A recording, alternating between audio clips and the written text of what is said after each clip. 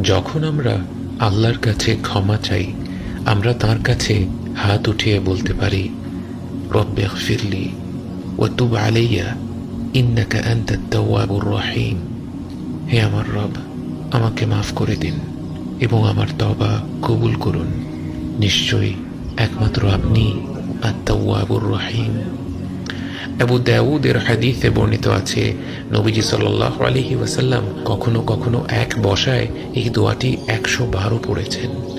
দোয়াটির শুরুতেই আমরা বলি, রব্বি, হে আমার রব, আমি যত নাফরমানি করে থাকি না কেন, আল্লাহর যত অবাধ্যই হয়ে থাকি না কেন, তবুও তো আল্লাহ আমারই রব।